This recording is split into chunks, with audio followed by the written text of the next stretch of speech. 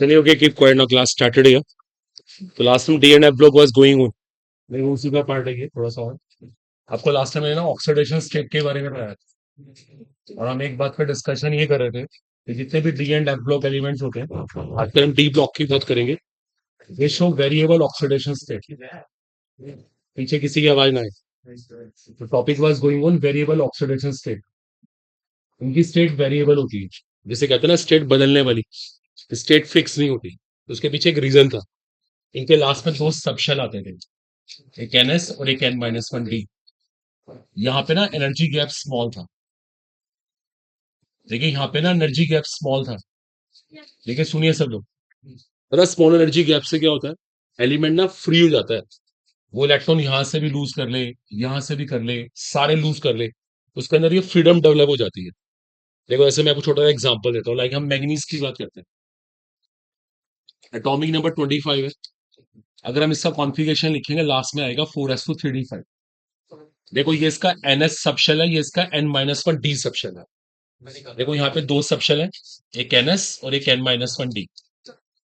अब क्या हो रहा है यहाँ पे ना एनर्जी गैप स्मॉल है। देखो यहाँ पे ना एनर्जी गैप स्मॉल है। पता है इससे क्या होता है? देखो ये एलिमेंट चाहे तो इलेक्ट्रॉन यहां से लूज कर ले, वो लूज कर ले पहले यहां से, फिर चाहे यहां से कर ले, एक कर ले, दो कर ले, तीन कर ले, इवन सारे लूज कर ले, इवन सारे लूज कर सकता है वो। तो इसीलिए मैग्नीज की इतनी सारी स्टेट्स होती हैं। +2 है, +3 है, +4 है, +5 है, +6 है, +7। देखो आप, उसके पीछे रीजन है स्मॉल एनर्जी गैप। ऊर्जा का बहुत कम अंतर। वो इतना कम डिफरेंस है, वो मैनेजेबल होता है। उसको बड़े आराम से मैनेज कर सकते हैं। जैसे फॉर एग्जाम्पल देखो, ऐसे कोई कॉमन सा एग्जाम्पल है। हम सब सहारनपुर से बिलोंग करते हैं। आप चाहे ना एक दिन के अंदर ही, आप चाहे तो आज आज अभी देहरादून पहुंच जाइए, थोड़ी देर के बाद रुड़की चले जाइए, फिर वहां से हरिद्वार चले जाइए और रात को आप घर आ सकते हैं दोबारा सहारनपुर। देखो बहुत मुश्किल काम नहीं है, क्योंकि ये सब सहारनपुर के आसपास के एरियाज हैं। बड़े आराम से बसेस मिल जाती हैं, अप्रोचेबल एरियाज हैं। यहाँ से बस पकड़ के आप देहरादून के वहां पे काम निपटाया, वहां से रुड़की पहुंच गए, वहां से हरिद्वार पहुंच गए, फिर सहारनपुर आ गए। ये कोई सरप्राइज बात नहीं है अगर कोई जर्नी करता है। हाँ वो कहता है मैं पहले यहाँ से दिल्ली गया था, फिर मैं दिल्ली से मुंबई चला गया, फिर मैं सहारनपुर वापस आ गया। सब सुन के बोलेंगे ये नहीं हो सकता, क्योंकि मुंबई सहारनपुर से बहुत दूर है। एक बार से दिल्ली से वापस सकती है, लेकिन मुंबई से वापसी नहीं। जा भी नहीं सकते इतने कम टाइम में, ऐसी कोई ट्रेन नहीं है। तो वही सेम स्टोरी यहाँ पर है। यहाँ पे एनर्जी गैप कम है। देखो उसको समझने की कोशिश करना, ऊर्जा का अंतर। ये जो एनर्जी गैप कम होता है ना, ये डेवलप करता है वेरिएबल ऑक्सीडेशन स्टेट। ये स्टेट को बदलता है बार बार। ये बदलने के लिए इनको फ्री कर देता है। अब देखो जैसे हम सब जानते हैं केमिस्ट्री में, सोडियम कितना रिएक्टिव एलिमेंट है ना? सोडियम इतना रिएक्टिव होता है, सोडियम बर्न्स ही नहीं है। ये बात बोली जाती है ना। देखो सोडियम के बारे में क्या स्पेशल है, अगर हम उसका कॉन्फ़िगरेशन लिखें, पता है सोडियम की सबसे खास बात है उसकी एक ही स्टेट है। देखो उसकी एक ही स्टेट है +1। आज तक हमने कभी नहीं सुना उसकी +2 स्टेट आ रही हो, +3 आ रही हो, +4 नेवर। कभी भी नहीं आती। क्यों? जब सोडियम यहां से एक इलेक्ट्रॉन लूज करता है ना, उसके बाद नहीं लूज कर सकता। क्यों नहीं कर सकता? क्योंकि यहाँ पे एनर्जी गैप बहुत ज्यादा है, ऊर्जा का अंतर बहुत ज्यादा है। इतना बड़ा गैप है, इतना बड़ा गैप है, मैनेज ही नहीं हो पाता। सोडियम कह रहा है इतनी सारी एनर्जी में कहां से लाऊं कि उस इलेक्ट्रॉन को निकालूं। वहां से निकालना बहुत मुश्किल हो जाएगा। तो आज देखो बिल्कुल फंडामेंटल क्लियर कर रहे हैं बिल्कुल। सारा गेम किसका होता है? स्मॉल एनर्जी गैप का, ऊर्जा का बहुत कम अंतर। ये आपका एक बहुत अच्छा असर्शन रीजन बनेगा। वो बोलेंगे वेरिएबल ऑक्सीडेशन स्टेट, और फिर रीजन आपको देंगे स्मॉल एनर्जी गैप। तो इन दोनों को आपस में कनेक्ट करना है आप। ठीक है? कोई कॉपी करना चाहता है इसको कॉपी करे, इन दोनों बातों को वो कॉपी कर सकता है, इनको लिंक बना सकता है। ठीक है? तो वेरिएबल स्टेट किसने डेवलप की, इसका रीजन हमने पढ़ लिया। जिसको नोट करना हो नोट करें और जल्दी से करें। ठीक है? इसलिए जितने भी हमें एक्सेप्शंस मिलते हैं ना, मतलब अभी थोड़ा ही बात भी मैं लिंक करूंगा अभी, एक बार आप नोट करो इसको फटाफट। स्मॉल एनर्जी गैप, अगर ये एनर्जी गैप कम ना होता तो कभी भी ऐसा ना होता। और ये डी ब्लॉक एलिमेंट्स हैं, बताइए क्या करें? Oxidation state, variable oxidation state.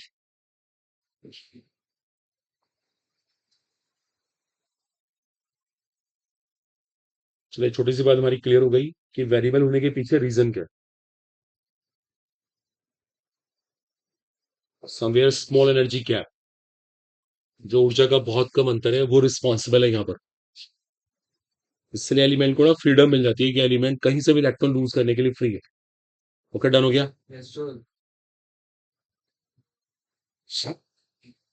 और लास्ट में दो सबशेल तो आने ही आने हैं। कोई भी डी ब्लॉक एलिमेंट होगा उसके आखिरी में दो उपकोष आएंगे, दो सबशेल पक्का आएंगे। चलिए इतनी सी बात लिंक करके इसको फाइनल करो, और ज्यादा कोई इसमें चीज बताई नहीं गई है। ठीक है, देखो आपको यहीं से एक इंपॉर्टेंट केमिस्ट्री देखो और सिखाते हैं। देखो इसी चीज को हम चैप्टर एटॉमिक स्ट्रक्चर में ले जाते हैं, एटॉमिक स्ट्रक्चर, परमाणु संरचना। आपने कभी देखा हो, जैसे क्रोमियम की बात करते हैं, 24 एटॉमिक नंबर है। अब देखो जरा सब ध्यान दे, एक बहुत अच्छा रिसर्च रीजन आपको और सिखा रहे हैं। पहले मैं इसका कॉन्फ़िगरेशन लिखता हूँ ऑफ बोर रूल से। देखो मैं इसको अप्लाई कर रहा हूँ ऑफ बोर रूल, और इसका इलेक्ट्रॉनिक कॉन्फ़िगरेशन लिख रहा हूँ, तो नोट नहीं करेगा बिल्कुल भी। देखो इसका कॉन्फ़िगरेशन प्रिंसिपली क्या आना चाहिए, 1s2 2s2 2p6 3s2 3p6 4s2 3d4। मैंने भी अप्लाई किया ऑफ बोर रूल। ठीक है, मैंने स्ट्रिक्टली अप्लाई किया अभी ऑफ बोर रूल। लेकिन आप सबको एक बात पता होगी, क्लास 11 से पढ़ते आ रहे हैं, ऐसा प्रैक्टिकली होता नहीं है। प्रैक्टिकली अपने एक इलेक्ट्रॉन को यहाँ से यहाँ भेज देता है। यहाँ भेजने के पीछे रीजन होता है, ये अपने आप को हाफ फिल्ड कर देता है, इसमें सिमेट्री रहती है, बहुत सारे रीजन होते हैं। अल्टीमेटली ये स्टेबल होने के लिए ऐसे करता है, ये बात सबको पता है। ये स्टेबल होने के लिए ऐसे करता है। अब देखिए सुनिएगा ध्यान से, देखो ये क्वेश्चन का आंसर आप खुद दीजिएगा। कार्बन, अब हम यही चीज कार्बन के ऊपर करते हैं। कार्बन का कॉन्फ़िगरेशन लिखते हैं तो 1s2 2s2 2p2 आता है। सुनना ध्यान से, कार्बन भी अगर एक इलेक्ट्रॉन को आगे ट्रांसफर कर दे, सुनो मेरी एक बहुत इंपॉर्टेंट चीज, तो कार्बन भी एक्स्ट्रा स्टेबल हो जाए, जैसे मैग्नीज हो जाता है, सॉरी क्रोमियम हो जाता है। जैसे क्रोमियम हुआ ऐसे कार्बन भी हो सकता था, लेकिन प्रैक्टिकली कार्बन ऐसे बिल्कुल नहीं करता, क्रोमियम ऐसे कर लेता है। क्या रीजन, जो बोलना क्लियरली एक स्टूडेंट बोले, हाँ बताओ क्या कहना। That's a point, she is right है, शी इज राइट है, आंसर मिल गया। यहाँ पे एनर्जी गैप स्मॉल है, और यहाँ पे एनर्जी गैप क्या बहुत ज्यादा है। ये रीजन है इसका, वो एनर्जी मैनेज ही नहीं हो पा रही, वो एनर्जी गैप मैनेज ही नहीं हो रहा। बोलो क्लियर हुआ। इसका बड़ा सिंपल सा कॉलेज वो रीजन है कि भाई यहाँ पे क्या हुआ, यहाँ से इलेक्ट्रॉन जा नहीं पा रहा है, एनर्जी गैप ज्यादा है, वहां पे एनर्जी गैप कम। आपने कभी और देखा हो, छोड़ो एक मिनट, आप कभी सर ऐसा करने के लिए कार्बन को बाहर से एनर्जी देनी पड़ेगी, एक्चुअली फिर वो ऐसा कर सकता है, फिर वो कर सकता है अगर हम उसको एनर्जी प्रोवाइड करें तो। नहीं नहीं, विजिबल तो इम्पॉसिबल बात, विजिबल है यूवी की, एक मिनट प्लीज, विजिबल यूवी की नहीं होगी बात, विजिबल यू बात हो रही है कि ये चीज अपने आप नहीं हो सकती, वो अपने आप हो सकती है, वहां एनर्जी गैप कम है। मैं भी एग्जांपल उड़ देता हूँ। अब हमारी इंडिया में, इंडिया के साउथ में जाइए, साउथ में आप जाइए, कर्नाटका, आंध्र प्रदेश, वहाँ बहुत सारे इंजीनियरिंग मेडिकल कॉलेज है। आप कभी देखना वहाँ बहुत सारे बच्चे प्राइवेट कॉलेजेस के अंदर पढ़ते हैं, बहुत सारे बच्चे, वो जरूरी नहीं कि गवर्नमेंट कॉलेज पढ़े, प्राइवेट में पढ़ रहे हैं। ऐसी वेस्ट बंगाल, वेस्ट बंगाल के अंदर बहुत सारे बच्चे प्राइवेट कॉलेज में पढ़ रहे हैं। ओके, वहां तो प्राइवेट में पढ़ लेते हैं, यूपी साइड में पढ़ना बहुत मुश्किल है। क्यों, दैट्स द पॉइंट, यहाँ फीस बहुत ज्यादा है, इतना गैप है, करोड़ में फीस हो जाती है, कहाँ से लाए इतने सारे पैसे। और वहां जो प्राइवेट कॉलेज है वहां पे इतनी फीस नहीं है, इतना डिफरेंस ही नहीं है। ऐसे मैंने एक कॉमन सा एग्जांपल दी, इसलिए आपको वहां डॉक्टर्स इंजीनियर ज्यादा मिलेंगे, ज्यादा लिटरेट लोग मिलेंगे, फिर वो वहां से करके फॉरेन चले जाते हैं। आपको बहुत सारे साउथ के लोग फॉरेन कंट्री में मिलेंगे। तो हमारे साथ प्रॉब्लम क्या है, हमारे यहाँ जो फीस कल्चर है बहुत डिफरेंस है, गवर्नमेंट फीस बहुत कम है, प्राइवेट बहुत ज्यादा है। तो जैसे फीस का डिफरेंस है, ऐसे ही यहाँ हो रहा है, गैप बहुत ज्यादा है। कार्बन कह रहा है इतना गैप है, मैं कर ही नहीं सकता मैनेज, मुझे कहीं से एनर्जी लेनी पड़ेगी, वो मेरे लिए बहुत मुश्किल है। क्रोमियम कह रहा है इस काम को मैं आराम से कर दूंगा क्योंकि एनर्जी गैप बहुत कम है। सो एनर्जी गैप ये हमारा आज का सबसे इंपॉर्टेंट वर्ड है, इसने सारा चीज को हैंडल करना है। ऐसी ऐसी कॉपर में होता है, कॉपर भी यही कर लेता है, सिल्वर में होता है। आपने कभी देखा है, ये जितने भी ऑफ बोर रूल के एक्सेप्शंस हैं, जिनको हिंदी में अपवाद कहते हैं, ये सारे डी एंड एफ ब्लॉक में क्यों मिलते हैं। बताओ डी एंड एफ ब्लॉक वालों में ऐसा क्या है, वही पॉइंट, स्मॉल एनर्जी गैप, वही सुटेबल आंसर है, small energy gap, energy gap की वजह से ऐसा हो रहा होता है। चलिए बात खत्म हो गई, दैट्स फिनिश, इसको रब कर रहे हैं। तो मैंने आपको बता दिया उनकी वेरिएबल स्टेट क्यों है। अब दूसरे एस्पेक्ट पे आते हैं। अब इनका दूसरा एस्पेक्ट क्या, देखो जरा ध्यान देना। जैसे मैंने आपसे कल बोला था, हमारे सिलेबस में 3D सीरीज है, हमें 3D श्रेणी पढ़नी है। पूरा डी ब्लॉक तो हमारे सिलेबस में है ही नहीं, सिर्फ 3D सीरीज। मैंने कल एक पूरा चार्ट बनाया था, स्कैंडियम की एक ही स्टेट है +3, वेरिडियम की +2 है, +3 है, +4 है, एस टाइटेनियम की सॉरी ऐसी +2 +3 +4 +5, ऐसे आपको मैंने पूरे लिस्ट बना के दिखाई थी। आप एनसीईआरटी में देख भी सकते हो, ये सब इनकी पॉसिबल ऑक्सीडेशन स्टेट्स थी। ठीक है, इसकी +7 तक थी, आयरन की +2 +3 मेनली थी, कोबाल्ट की +2 +3 थी, निकेल भी +2 +3 दिखाता है, कॉपर +1 +2 है, और जिंक की +2। ठीक है, देखो अब सुनो ध्यान से, इस सीरीज के अंदर एक बड़ी इंटरेस्टिंग बात है, ना तो स्कैंडियम की स्टेट वेरिएबल है, ना तो स्कैंडियम की स्टेट वेरिएबल है, ना जिंक की स्टेट वेरिएबल है। देखो इन दोनों की एक ही स्टेट है। ये क्वेश्चन जेई मेंस में इस बार आया भी था, किसकी स्टेट वेरिएबल नहीं। आपको डिट्टो नीट के अंदर मिलने वाला है, पक्का गारंटी से। ये 2025 का क्वेश्चन होगा कि किसकी वेरिएबल स्टेट नहीं है। आप याद रखें, एक तो स्कैंडियम और एक जिंक, इनकी स्टेट वेरिएबल नहीं है। अभी इनके ऊपर हम डिस्कशंस करेंगे, इनके ऊपर डिस्कशंस करेंगे वाई। ये दो क्वेश्चन हमारे बनेंगे। एक प्रॉब्लम ये भी बनेगी कि जो सीरीज में सबसे ज्यादा स्टेट है, मैक्सिमम नंबर ऑफ स्टेट्स हैं, 1 2 3 4 5 6, वो मैग्नीज की मैक्सिमम स्टेट है, वो भी किसकी है, मैग्नीज की है। अभी सारे क्वेश्चन हमारे सामने डिस्कस हो, किसी को ये टेबल बनानी क्विक, या सच एनसीईआरटी बनी हुई, मैंने वहीं से बनाई है। तो कॉपी करना चाहते हैं जल्दी से कॉपी कर, फिर इसके बाद डिस्कशन का फायदा होगा कि किसकी क्या क्या स्टेट हो सकती है। ठीक है, किसी को बोलना नहीं बिल्कुल भी, यहां से नोट कीजिए फटाफट, किस किस की स्टेट वेरिएबल नहीं है, दैट्स वेरी इंपॉर्टेंट कंसर्न। किसकी हाईएस्ट स्टेट है, किसकी हाईएस्ट नंबर ऑफ स्टेट्स है, ये हमारे 3 4 क्वेश्चंस बनेंगे, इन सबको एक साथ डिस्कस करेंगे। ठीक है,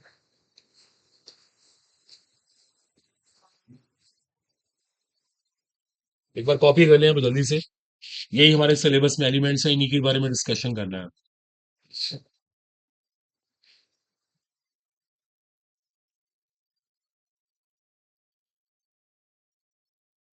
ठीक है बच्चों, नोट कर लिया सब लोगों ने, किस किस की स्टेट वेरिएबल नहीं है, पहले तो डिस्कशन यही करेंगे,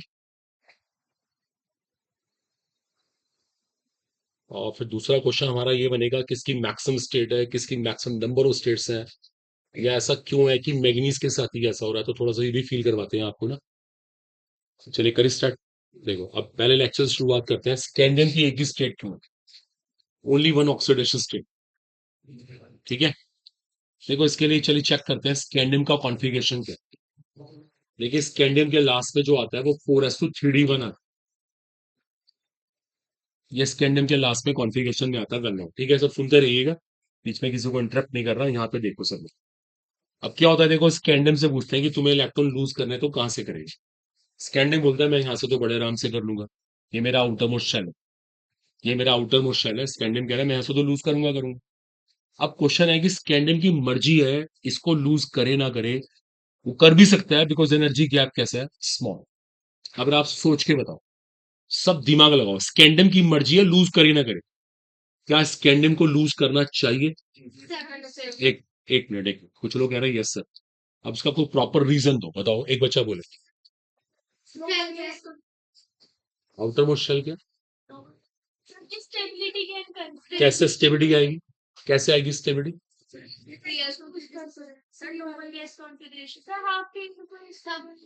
ठीक है ठीक है, ओके सही है, अब लोग सही कह रहे हैं।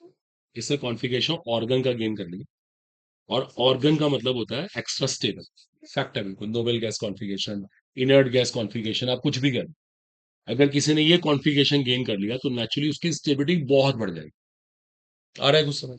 एक मिनट, आप एक डॉक्टर है, ध्यान देना, देखिए आप एक डॉक्टर है और स्पेशली कार्डियोलॉजिस्ट है, आपका एक बहुत बड़ा हॉस्पिटल है, सुनो ध्यान से, बात नहीं करिए। आपके हॉस्पिटल में मान लेते हैं 99 मशीन्स है, इतनी मशीन्स आपके पास हैं, इतने सारे इंस्ट्रूमेंट है, इतनी बड़ी लैब्स है, एक मशीन आपके यहाँ नहीं है, और इस मशीन ना होने की वजह से ना बहुत सारे पेशेंट चले जाते हैं, बहुत सारे पेशेंट चले जाते हैं। एक मशीन नहीं है, बाकी सारी मशीन आपने मैनेज कर रखी है, सारी फैसिलिटीज है, एक मशीन नहीं है, और इस वजह से बहुत सारे पेशेंट आपसे चले जाते हैं। तो आपको क्या करना चाहिए, एक और खरीद लेते हैं, जितने की मर्जी हो, करोड़ रुपीस की होगी तब भी ले लेंगे, लोन तो मिल जाता है, लोन लेके ले लेंगे, ऐसा नहीं कि इसको ना लें, जब हमने इतना बड़ा सेटअप लगा लिया तो एक मशीन लगाने में क्या था, उसको भी ले लेते। तो कोई बड़ी बात, हाँ अगर हमारे पास एक मशीन है और हमें 100 मशीन चाहिए, गैप बहुत बड़ा है। अब हम सोचेंगे यार खरीदना खरीदेता, लोन क्यों लें, इतनी सारी मशीन कहां से करें। जब हमने इतनी सारी मशीन हमने परचेज कर ली और एक इंस्ट्रूमेंट हमारा कम रह गया, तो हमें इसको भी ले लेना चाहिए, चाहिए कहीं से भी आए, फॉरेन कंट्री से मंगाना पड़े, जितने मर्जी पैसों पाए। उसके पीछे कॉज है, पेशेंट से पैसे हम ले लेंगे, वो तो कोई बड़ी बात नहीं। तो इसके साथ भी यही केस है, ये कह रहा है कि मेरी मर्जी है, मैं इसको लूज करने करूँ, लेकिन इसको फील हो रहा है अगर मैं इसको लूज कर दूंगा तो मेरे अंदर बहुत बहुत ज्यादा स्टेबिलिटी आ जाएगी, आई विल बिकम ऑर्गन। इससे अच्छी बात है क्या हो। तो नो डाउट है, इसकी एक ही स्टेट है, it shows only one state, to gain. इसका आंसर हुआ to gain electronic configuration of argon, या इनर्ट गैस कह दो आप, नोबल गैस कह दो, एज यू लाइक। ये बहुत बड़ी बात है, इसने वो कॉन्फ़िगरेशन गेन करने के लिए ऐसा किया। सबको आ रहा है समझ, वो बड़ी बात नहीं है, इसको रिस्क ले लेना चाहिए। ये रिस्क तो बिल्कुल क्लियर दिख रहा है, कैलकुलेटेड रिस्क है, इसको फायदा ही होने वाला है। अगला क्वेश्चन, जिंक की बात करते हैं। देखो जिंक की बात करते हैं, जिंक का अटॉमिक नंबर 30। अब जिंक के साथ क्या प्रॉब्लम है, देखो ध्यान देना, जिंक का जो कॉन्फ़िगरेशन आ रहा है वो लास्ट में ये आ रहा है, ठीक है। अब जिंक ने क्या किया, दो इलेक्ट्रॉन तो यहां से लूज कर ही दिए, बड़ी बात नहीं है। अब आपको क्या लगता है, क्या जिंक को और आगे इलेक्ट्रॉन लूज करने चाहिए? देखिए देखिए देखिए, ये D10 है, पूरा पैक्ड है, ये पैक्ड स्टेबल है, यहां से इलेक्ट्रॉन निकालना बहुत मुश्किल है। यहाँ पे स्मॉल एनर्जी गैप नहीं है, यहाँ पे बिग एनर्जी गैप है। देखो देखो, फील करना पड़ेगा, ये कम एनर्जी गैप नहीं है, बहुत ज्यादा एनर्जी गैप है, इतना ज्यादा एनर्जी गैप है, इसको मैनेज करना आसान नहीं है। बोलो आई थिंक क्लियर। मतलब ये भी जैसे वही कॉन्सेप्ट है मशीन की बात, तो इसके लिए मशीन इतनी कॉस्टली है, इतनी कॉस्टली है कि पूरी हॉस्पिटल की कॉस्ट अलग और मशीन की कॉस्ट अलग। ये कह रहा मैं इतना रिस्क क्यों लूं, मैं कहां से लाऊंगा इतने सारे पैसे, बैंक लोन लेना भी इंटेलिजेंस नहीं है। तो वही सेम स्टोरी यहाँ पर है, देखो ये due to big energy gap यहाँ से इलेक्ट्रॉन बिल्कुल नहीं निकलेगा। ये ना एसर्शन रीजन, देखो क्वेश्चन पूछने वाला कैसे पूछेगा, एसर्शन रीजन बनाएगा। यहां से भी एसर्शन रीजन बन रहा है क्लियरली आपका। ठीक है, दो क्वेश्चन आपके तैयार हो गए, अभी और सुनिए, अभी और सुनिए। तीसरा क्वेश्चन ये बनता है कि जो मैक्सिमम स्टेट्स है ना, वो मैग्नीज तक आ रही है। देखो मैग्नीज की कितनी सारी स्टेट्स है, देखो आप, ये मैक्सिमम स्टेट मैग्नीज तक आ रही है, मैग्नीज के बाद भी नहीं आ रही। पहली बात, मैग्नीज में ऐसा क्या है, अब जरा ध्यान देना, मैग्नीज ना मिड ऑफ द सीरीज में, मिड ऑफ द सीरीज, ये सीरीज के मिड में बैठा है, मिड सब जानते हैं, मिड में बीच में बैठा हुआ। देखो ये मिड वाली बात को रस समझना सब, देखो अटेंशन पे करना, एक मिनट आपके ऊपर ये फंडामेंटल लगाते हैं। भाई आप सब मेडिकल एस्पिरेंट है और आपका सिलेक्शन भी हो गया, बहुत अच्छी बात है, आपने MBBS किया, MD किया। आप सुनना पहले ध्यान से, इमेजिन कर लेते हैं आपकी एज अभी 21 ईयर्स है, 19 ईयर्स जो भी आपकी एज है, आप 19 ईयर्स ओल्ड है, सुनना पहले, 19 साल आपकी एज हो गई, आपका सिलेक्शन हुआ, गुड, आपने कहीं से MBBS किया, MD किया, ऐसे करते करते आपकी एज 30 ईयर्स हो गई। 30 साल तक आप पढ़ते ही रहे, कोई बात नहीं, जॉब भी किया आपने 1 साल 2 साल, इसी बीच में आपकी मैरिज भी हो गई, गुड, होनी तो है ही। अब इसके बाद क्या हुआ, ध्यान दो, आपने अपना क्लिनिक स्टार्ट कर दिया इन सहारनपुर, और आपकी एज ना ऐसे करते करते स्ट्रगल करते करते 45 तक आप पहुंची, 45 साल आपकी एज हो चुकी है और स्ट्रगलिंग पीरियड चल रहा है। मेडिकल लाइन में बहुत स्ट्रगल है, डॉक्टर बनना इतना आसान नहीं है, पहले तो बहुत पढ़ना ही पड़ेगा, पढ़ते पढ़ते क्लिनिक सेटअप करना, इतना कुछ, और दुनिया भर का लोन भी आपने ले लिया। अब सुनना पहले, अब देखो देखो, रियलाइज करना प्लीज, आपकी एज 45 ईयर्स तक पहुंच गई, बहुत स्ट्रगल करी लाइफ में आपने, आपको आपसे बोलता है, अब आपके सामने किसी ने प्रपोजल रखा कि सर हम एक काम करते हैं, एक हॉस्पिटल बना रहे हैं और उसके लिए हम ना 20 करोड़ रुपए का लोन लेंगे, क्या मेरा पार्टनर बनोगे? तो आप क्या बोलोगे बताओ, सुनना मेरे ध्यान से, वो आदमी आपसे कह रहा है 20 करोड़ का लोन लेंगे, क्या मेरा पार्टनर बनोगे? आपकी एज 45 साल या 50 साल मान लेते हैं, अब बताओ आप क्या कहोगे? आप बोले यार कोई जरूरत नहीं, क्लिनिक चल रहा है अपना, ठीक है, ठीक ठाक काम हो रहा है, अननेसेसरी मैं 50 साल तक तो पहुंच ही गया हूँ, अब मैंने लोन ले लिया, लोन का दुनिया भर के पैसे उतारने पड़ेंगे, और देखो एज बढ़ती जा रही है, एज भी तो बढ़ रही है ना, आपका मन स्ट्रगल करने का रहेगा ही नहीं, आप बोलोगे नहीं मैं नहीं रिस्क लेता। हाँ अगर ये एज आपकी 40 ईयर्स होती तो आप क्या कहते हैं, ले लेते हैं, कोई दिक्कत नहीं है, क्योंकि अभी लाइफ पड़ी है, लाइफ पड़ी है, अभी 20-25 साल है हमारे पास, 20 साल में हम कवर कर देंगे। जब आदमी इस एज में पहुंचता है ना, उसका मन कहता है यार मैं नहीं करता रिस्क। जैसे कभी देखा हो आपने, एक मिनट, एक बूढ़ा आदमी है, किसी की एज 70 ईयर्स हो गई, और वो बैंक से लोन लेने के लिए जाए, तो क्या बैंक उसको लोन देगा? बैंक एकदम से ऑब्जेक्शन करेगा, नो। कहेगा सर आपकी एज बहुत ज्यादा है। ये बैंक के लोन की कंडीशंस में लिखा होता है। एक बहुत बूढ़े आदमी को लोन नहीं देना, अगर मैटर ऑफ चांस से कुछ हो गया, भगवान न करे कुछ हो गया, तो लोन कौन उतारेगा? लोन तो कोई देगा ही नहीं, बैंक को तो नुकसान हो जाएगा। बैंक ये भी चेक करता है कि देखा आपने, जैसे स्टूडेंट को बैंक लोन क्यों देता है? उनको पता है इसकी एज, ये स्टूडेंट है, पढ़ेगा, पढ़ के अपने लोन को उतारेगा, ये नहीं देगा तो उसके पेरेंट्स से लोन ले लेंगे। उनको पता है हम कहीं ना कहीं मैनेज कर लेंगे, इसके पास अभी टाइम है। लेकिन जिसकी एज 70 होगी ना, उसको बिल्कुल अलाउड नहीं। देखो मैंने आपको सारी स्टोरी क्यों बताई, ये चीज हमारे इस टॉपिक में आती है। सीरीज के मिड तक सुनना ध्यान से, सीरीज के मिड तक, ये मिड वाला केस है, मिड वाला केस है, ये 40 साल मान लेता है। मैग्नीज रिस्क ले लेता है। मैग्नीज कहता है मैं 2 इलेक्ट्रॉन 4s से लूज कर दूंगा, उसके बाद ना मैं 3D में से भी निकाल सकता हूं। 3D वैसे हाफ फील्ड है, एक्स्ट्रा स्टेबल है, फिर भी मैं निकाल सकता हूं क्योंकि मैं अभी बीच में बैठा हूं। देखो सेंटेंस को सुनो, मैग्नीज कह रहा है मैं फिर भी रिस्क ले सकता हूं, मैं बीच में बैठा हूं। अब यही बात आरएन से पूछो, आरएन से बोलो क्या तुम 3D में से सब इलेक्ट्रॉन निकालोगे? पता क्या बोलेगा? मैं एक तो निकाल दूंगा, हाफ फील्ड से निकालना मेरे लिए बहुत मुश्किल है। समझ रहे हो आप? वो कह रहा है हाफ फील्ड से निकालना मेरे लिए बहुत मुश्किल है, क्योंकि मैं ना, वो कह रहा है मैं ओल्ड हो गया, मैं रिस्क नहीं लेना चाहता, मैं 3D 5 से नहीं निकालूंगा। कोबाल्ट से बोलो क्या तुम 3D 7 से सारे इलेक्ट्रॉन निकालना चाहते हो? कोबाल्ट कह रहा नहीं भी नहीं, एक दो तो कर दूंगा, इतने सारे नहीं निकाल पाऊंगा। फील कर लो, ये बात हम प्रैक्टिकल लाइफ में तो बोलते हैं। प्रैक्टिकल, अब आपके फ्रेंड ने आपसे कुछ पैसे मांगे तो आप बोलो यार मैं इतने रुपीज को मैनेज करूंगा, ज्यादा मेरे बस की बात नहीं है। पता लगा मैं ही प्रॉब्लम में आ गया। तो यही चीज यहां पर देखो हो रही है कि मैग्नीज तक तो 3D पूरा यूज हो सकता है, टिल मैग्नीज, क्योंकि सीरीज के मिड में है। उससे आगे तो प्रॉब्लम्स आएंगी। फिर आयरन बोलेगा, कोबाल्ट बोलेगा, निकिल बोलेगा, कॉपर बोलेगा, ना भी नहीं, हम 3D को हाथ नहीं लगाएंगे। 3D से इलेक्ट्रॉन निकालना बहुत मुश्किल हो रहा है। अब देख लो प्रैक्टिकल लाइफ में, एक नहीं पता नहीं कितने एग्जाम्पल है। किसी फील्ड को उठा के देख लो, अगर आदमी कोई भी, जैसा आपके साथ ही, अगर कोई आपसे बोले यार किसी बच्चे का सिलेक्शन नहीं हो रहा है, उसकी एज 21 ईयर्स हो गई, 22 ईयर्स हो गई, 40 ईयर्स तक पहुंच गया बेचारा, वो उसका सिलेक्शन नहीं हो रहा है, तो उसे क्या करना चाहिए? क्या उसको नीट के लिए फिर अपियर होना चाहिए? किसी की एज 50 साल होगी, क्या वो नीट के लिए फिर अपियर हो? अब डॉक्टर बनने का फायदा भी क्या हो रहा है? उसे खुद डॉक्टर की नीड है। द पॉइंट, वो बेचारा इतना पढ़ते पढ़ते इतना बूढ़ा हो गया, वो तो पेशेंट बन गया ना, उसे खुद डॉक्टर की नीड है। अब वो क्या किसी का ट्रीटमेंट करेगा? उसको अपना टैक्ट चेंज कर लेना चाहिए। ये प्रैक्टिकल फंडामेंटल है।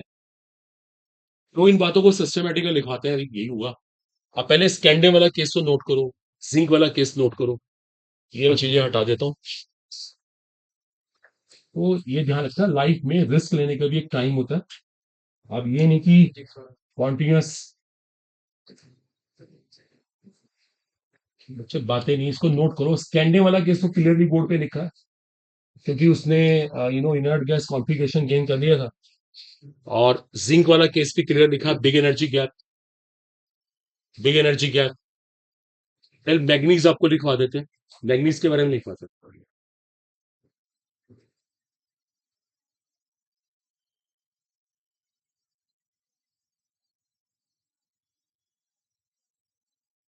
स्टूडेंट्स को डाउट नहीं होना चाहिए।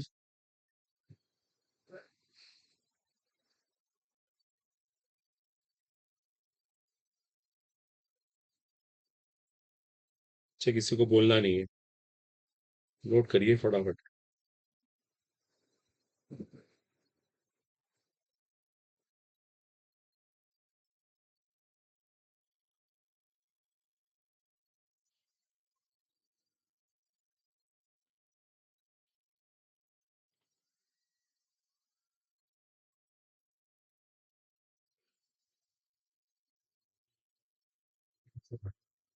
आज ना सिग्नल तो ठीक है, सिग्नल कैसे, ठीक है, तो उस पर डाउट ना हो बिल्कुल भी। आप स्कैंडियम और जिंक वाला केस हाईलाइट करिए, मैग्नीज वाला मैं अपने वर्ड्स में लिखवाता हूँ। हो गया आई थिंक सो, ये दो दो लाइन तो लिखनी थी, ये स्कैंडियम और जिंक के बारे में। दो एसर्शन रीजन हमारे पूरे हो गए थे। चलिए अबाउट मैग्नीज शुरू करते हैं। लिखो एक important line, highest oxidation state and highest number of oxidation states, highest oxidation state and highest number of oxidation states are found to be till manganese. highest oxidation state and highest number of oxidation states are found to be till manganese. Till manganese as as it lies as it lies in the mid of the series. As it lies in the mid of the series. ये series के बीच में मिलता है, ये वहां लाई करता है in the mid of the series. फिर एक लाइन लिखो, मैं बोलता हूँ after full stop till mid, comma लगा देना, टिल मिड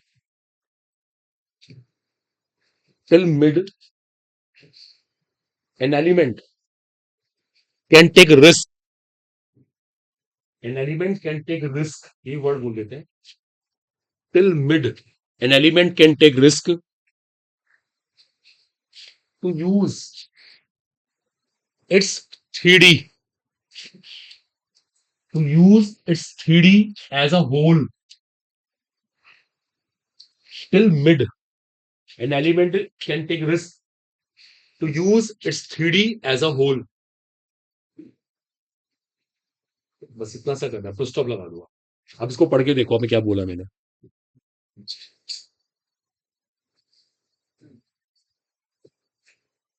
ऐसे नहीं, चुपचाप मन मन में रीड कीजिए।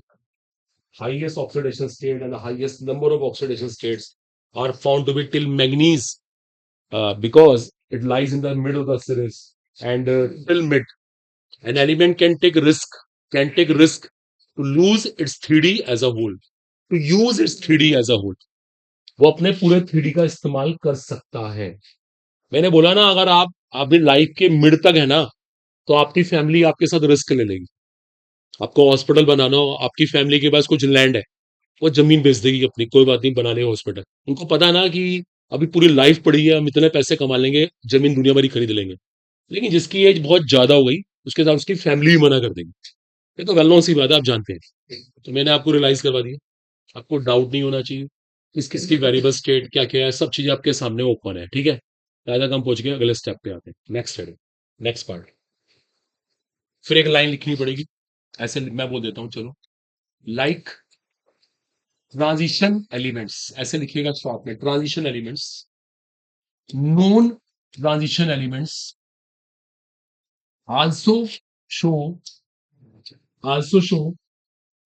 Variable oxidation state, also show variable oxidation state. अब देखो, ये डिस्कशन का मैटर बनेगा। आप पहले सेंटेंस को लिखो, तभी इसका मीनिंग क्लियर हो। ये सेंटेंस लिख के छोड़ देना और बोर्ड पे टेंशन पे करना देना। इसका मतलब ये हुआ, लाइक ट्रांजिशन एलिमेंट, जैसे ट्रांजिशन एलिमेंट करते हैं, ऐसे ही नॉन ट्रांजिशन एलिमेंट्स की भी वेरिएबल स्टेट होती है। चलो पहले एग्जांपल देते हैं आपको। जैसे आपने कहीं पढ़ा होगा टिन के बारे में, टिन पी ब्लॉक में आता है, इसकी दो स्टेट है।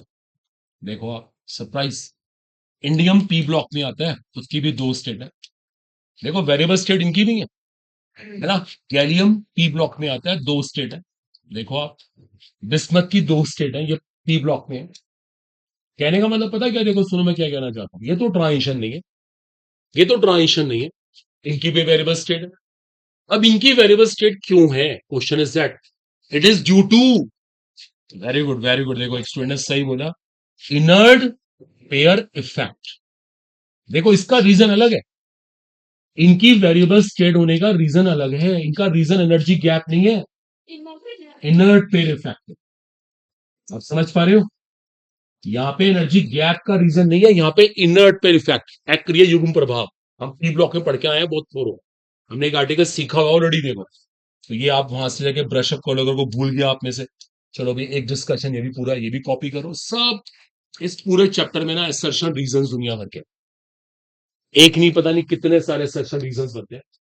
आप हर टॉपिक से बना सकते हो असर्शन रीजंस, इतने सारे डिस्कशन है। तो यहाँ पे रिस्पॉन्सिबल है इनर्ट पेयर इफेक्ट, हिंदी में कहते हैं अक्रिय युग्म प्रभाव, इनर्ट पेयर इफेक्ट, ठीक है। तो इनकी भी वेरिएबल स्टेट है, लेकिन दोनों के रीजंस अलग अलग हैं, उनके हालात कुछ और है, इनके कुछ और। बोलो यहाँ तक क्लियर हो गया, होप सो। चलो ये डिस्कशन पूरा हुआ। इनर्ट पेयर इफेक्ट, अक्रिय युग्म प्रभाव यहाँ पे रिस्पॉन्सिबल।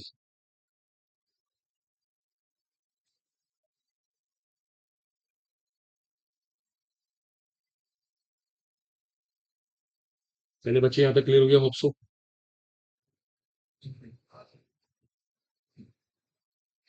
तो इनकी वेरिएबल स्टेट होने के पीछे रीजन क्या है, उनकी स्टेट वेरिएबल क्या है, उनके पीछे रीजन क्या है, हमने दोनों बातें क्लियर कर ली। ठीक है, यहाँ पे एनर्जी गैप रिस्पॉन्सिबल नहीं है। अच्छा को बताएगा, देखो देखो मैं आपसे अब आपसे एक प्रूफ मांगूंगा, एक सबूत। यहाँ पे इनर्ट पेयर इफेक्ट जिम्मेदार है, कोई इस बात का प्रूफ आपके पास है, कोई एविडेंस है इस बात का? नहीं, दोबारा सुनो मेरा क्या पूछ रहा हूं, देखो सुनो। मैंने आपसे बोला यहाँ पे इनर्ट पेयर इफेक्ट रिस्पॉन्सिबल है, आपने भी लिख लिया। डन भाई, मैंने बोला आपने मान ली बात। मैं कह रहा हूं कोई इस बात का प्रूफ है हमारे पास, कोई सबूत है क्या? बात ये नहीं है, ये बात नहीं है, ये बात नहीं, सॉरी। इसका पी ब्लॉक या डी ब्लॉक से मतलब नहीं है क्या? सॉरी, दोबारा सुनिए, गलत कह रहे हैं सब लोग। मैं कह रहा हूं यहाँ पे इनर्ट पेयर इफेक्ट रिस्पॉन्सिबल है, कोई एविडेंस, कोई सबूत है हमारे पास? Sorry, nobody is correct. कोई मैं कुछ पूछ रहा हूं, आप बता कुछ छोड़ रहे हैं, डिस्कशन को छोड़ चल रहे हैं। इसका एक बड़ा सिंपल सा प्रूफ पता क्या है? कितने का गैप है यहाँ पर? टू का गैप, टू का गैप, टू का गैप। देखो दो दो का अंतर क्यों आ रहा है? दो दो का अंतर इसी वजह से आ रहा है, एक पेयर क्या हो गया, इनर्ट हो गया। आपने देखा उनकी स्टेट्स कैसे आती थी, +2, +3, +4, +5, वहां तो टू टू का गैप नहीं आया। इसका मतलब वहां इनर्ट पेयर इफेक्ट काम नहीं कर रहा है। यहाँ पक्की बात है, क्या काम कर रहा है? Inert pair effect. यहाँ पे अक्रिय युग्म प्रभाव काम कर रहा है। उसी वजह नहीं, उसी की वजह से क्या हुआ, स्टेटमेंट डिफरेंस है। Is it clear? सोचना होगा इन बातों को ना, ये सब माइंड लगाएंगे तो आ जाएगी। चलो कोई बात नहीं, इतना बड़ा इशू नहीं है, इसको हटा देते हैं, डन। अगले पॉइंट की बात करते हैं। अब अगले पॉइंट पे आते हैं, देखो अगला पॉइंट बहुत इंपॉर्टेंट है, ग्रेट। ये इस बार एडवांस में आया था आईआईटीज में, हर साल ही मिलता है, हर टेस्ट में आता रहता है। अब देखो वो लिखेगा नहीं बिल्कुल भी, मैं फिर एक लाइन बोलूंगा, उसको एक साथ डिस्कस करेंगे। No element can show its highest oxidation state, its highest oxidation state with iodine।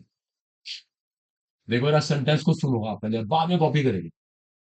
कोई भी एलिमेंट, कोई भी एलिमेंट क्या नहीं कर सकता, अपनी हाईएस्ट ऑक्सीडेशन स्टेट नहीं दिखा सकता। Can show it's highest oxidation state with iodine. Iodine के साथ किसी की हाईएस्ट स्टेट नहीं रह सकती। देखो सुन लो पहले आप, कोई आयोडीन के साथ बॉन्डिंग कर ले और अपनी हाईएस्ट स्टेट दिखा दे, ऐसा केमिस्ट्री में इम्पॉसिबल है, असंभव। एक मिनट, अभी आप मैग्नीज की इतनी सारी केमिस्ट्री बढ़ गया है, बताओ मैग्नीज की स्टेट कौन कौन सी थी, उसकी हाईएस्ट स्टेट बताओ क्या थी? +7 थी।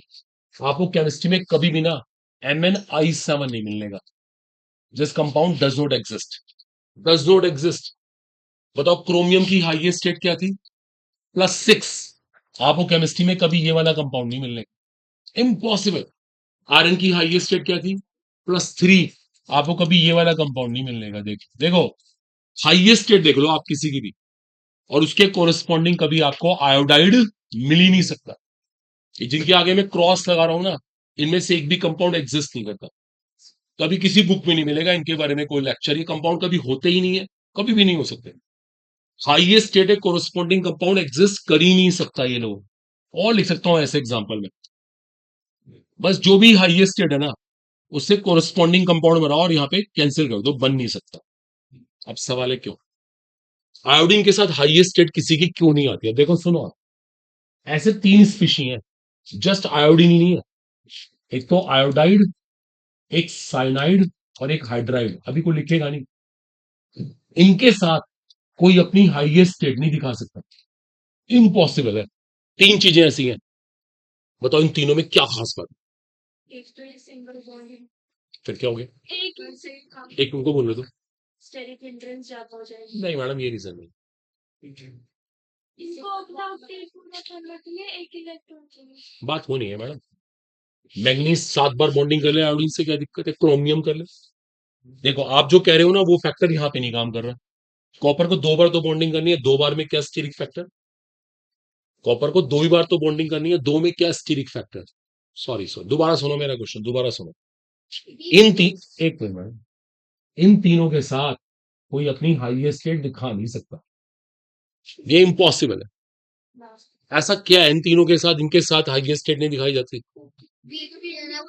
एक मिनट, क्या बोल रहे थे? एक है बात, मैं नॉट सेटिस्फाइड है, कुछ और जल्दी से कहना, किसी को बताओ। इनके साथ हाईएस्ट स्टेट कोई क्यों नहीं दिखाता? चलो मैं एक्सप्लेन करता हूँ। अब सुन लीजिए, सुन लीजिए, सुन लीजिए। पता क्या होता है? पता क्या होता है, ये तीनों होते हैं ना, चाहे वो आई नेगेटिव है, चलो आई नेगेटिव से शुरुआत करते हैं। आई नेगेटिव ना पावरफुल बहुत ही पावरफुल रिड्यूसिंग एजेंट है, जिसको हिंदी में कहते हैं अपचायक। ये बहुत ही पावरफुल रिड्यूसिंग एजेंट है, रिड्यूसिंग एजेंट, अपचायक। और ये बैठा है अपनी हाईएस्ट स्टेट में। ये कौन है? एक ऑक्सीडाइजिंग एजेंट, इसको हिंदी में ऑक्सीकारक कहते हैं। देखिए दोबारा देखिए, ये एक बहुत ही पावरफुल रिड्यूसिंग एजेंट है, बहुत ही पावरफुल। और ये एक ऑक्सीडाइजिंग एजेंट है, ये भी पावरफुल ऑक्सीडाइजिंग एजेंट। अब जरा सोच के बताओ, क्या दो चीजें अपोजिट नेचर की, बिल्कुल अपोजिट नेचर की इकट्ठी रह सकती हैं? बिल्कुल भी नहीं। आप देखो ना, इनका ईगो का लेवल क्या है। वो इतना ताकतवर रिड्यूसिंग एजेंट, वो इतना ताकतवर ऑक्सीडाइजिंग एजेंट, कैसे कैसे दोनों आप में दोस्त बन जाएंगे? आप देखो ना, बिल्कुल अपोजिट नेचर है, अपोजिट नेचर। मान लो यार, एक आदमी पुलिस में जॉब करता है, सुनना मेरा ध्यान से, पुलिस में जॉब कर रहा है, और डेडली ऑनेस्ट पर्सन, बिल्कुल ईमानदार, बिल्कुल ईमानदार, सुनो पहले ध्यान से, बिल्कुल ईमानदार आदमी है, उसने आज तक कभी से रिश्वत भी नहीं ली। सुनो पहले, ऐसे लोग भी होते हैं। ओके, सुनना पहले ध्यान से।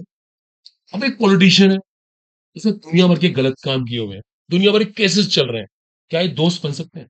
बिल्कुल भी नहीं। पुलिस वाला बोलेगा ठीक है, मैं इनसे बात कर लेता हूँ, ड्यूटी का पार्ट है। पॉलिटिशियन कह रहा है मैं भी कॉल कर लेता हूँ। लेकिन हम कभी दोस्त नहीं बन सकते, बिकॉज दोनों की नेचर कैसी है, बिल्कुल अपोजिट, अपोजिट बैठे हैं बिल्कुल, हो ही नहीं सकता। I think clear. इसीलिए केमिस्ट्री में कभी ऐसे कॉम्बिनेशन एग्जिस्ट ही नहीं करते।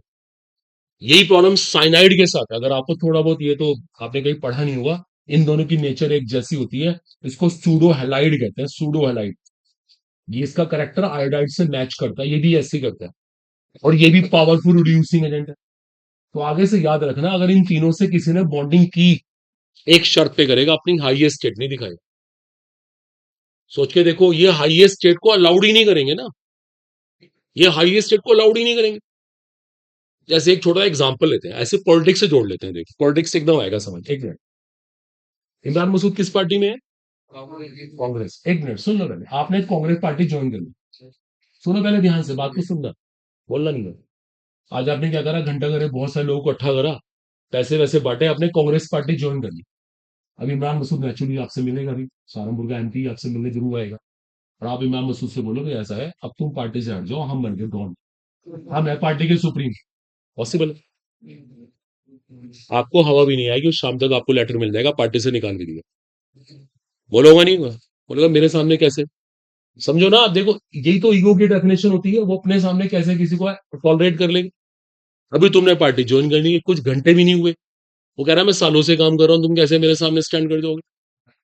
तो ये इसे बोलते हैं ईगो। ईगो की डेफिनेशन यही है, सेम यहां पर है। इन दोनों के अंदर बहुत ज्यादा ईगो है, एक इतना पावरफुल रिड्यूसिंग एजेंट और एक इतना पावरफुल ऑक्सीडाइजिंग एजेंट। दोनों का कॉम्बिनेशन कभी भी स्टेबल नहीं हो सकता। अब इसको आगे से भूलना नहीं, बिल्कुल दिमाग में बिठा लो, इन तीनों के साथ कभी किसी की हाईएस्ट स्टेट नहीं आती। ठीक है, जल्दी से कॉपी करो, क्विक, फटाफट। कुछ चीजें ऐसी होती हैं जो कभी हो ही नहीं सकती, जैसे हमारी क्लास में कुछ बच्चे बिना बोले रो ही नहीं सकते, ऐसे लोग ही बैठे हैं। क्या करें, चाहे वैसा आप यहाँ पे लगा दो आर्मी, आपसे यहाँ पे पिस्टल लगाओ तब भी बोलेंगे, आवाज तो निकलेगी निकलेगी। अब यही तो नेचर, इसी का नाम नेचर है। तो नहीं कहना छोड़ दिया,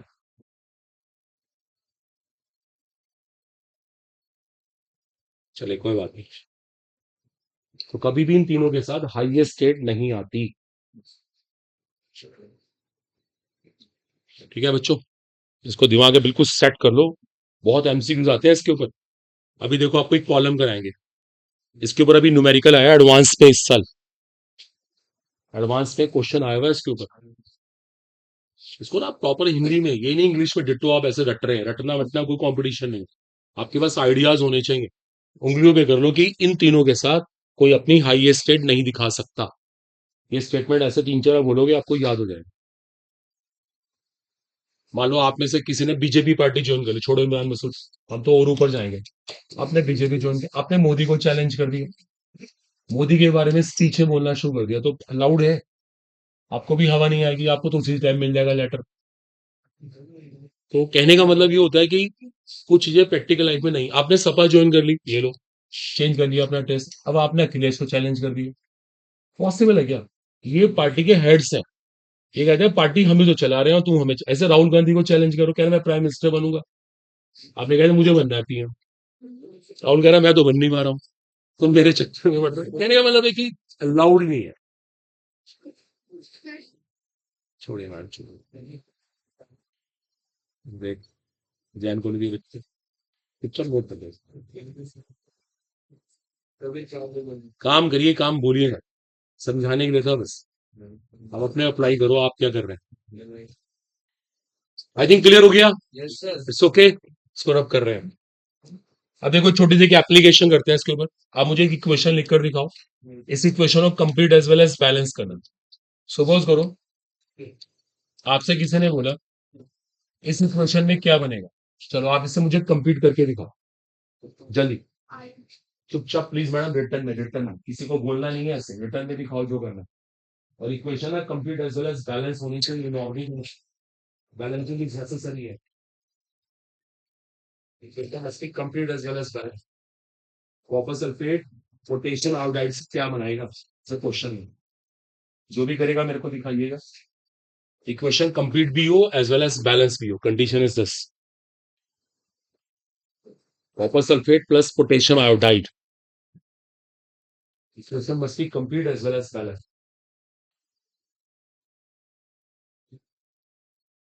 चलिए जो भी करना थोड़ा सा कीजिए, टाइम वेस्ट नहीं करना। Copper sulphate plus potassium iodide के आई, बोलो बोलो, बॉयज साइड गर्ल्स साइड, जिससे जो भी बनाया दिखाए, बताओ क्या बनाया। CY बस बस सी वही ओनली, और प्लस के कैसे ऐसे तो नहीं thank you so much. This is balance equation.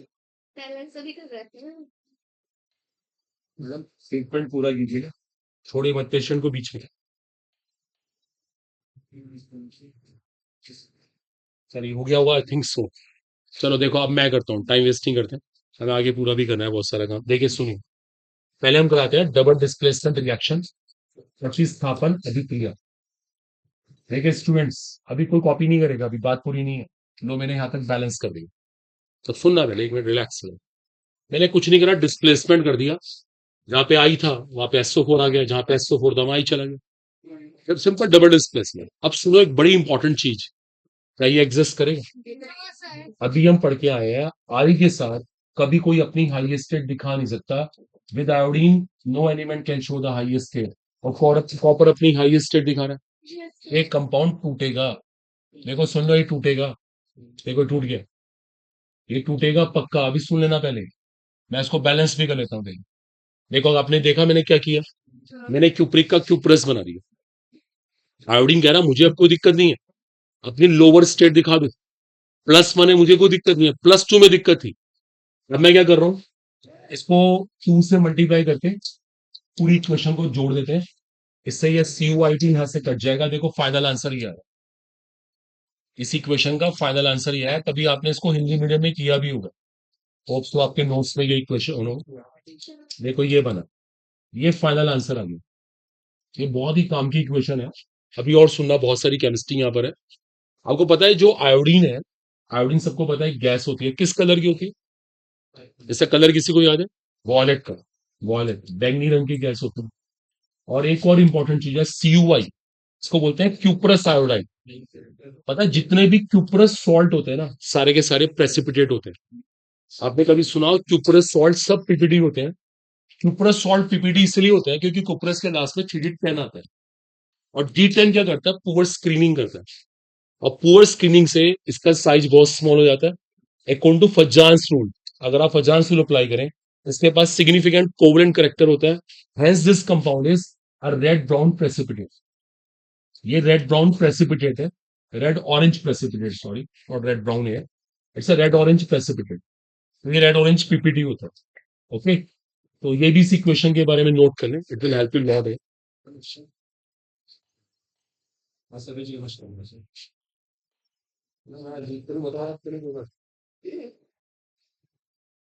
तब लिस्ट बना ली पूरी प्रॉपर, मतलब मैं भी आऊंगा कुछ देर तक, आपसे ले लूंगी। काफी। हाँ हाँ, उन्हीं के रेफरेंस डालूंगा कि मुझे पहले इस लेटर के रेफरेंस के साथ मैं दोबारा लिखा हूँ।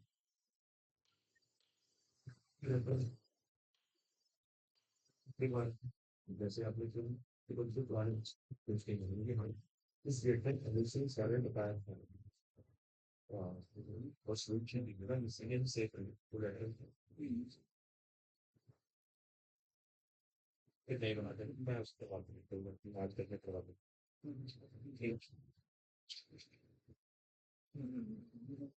हाँ हाँ हाँ, ऐसे कर देंगे, ठीक है। हाँ चल तो हाँ प्रश्न आ रही है, प्रश्न हाँ, बिफोर टेक्निकल एरर नहीं होता कुछ वो।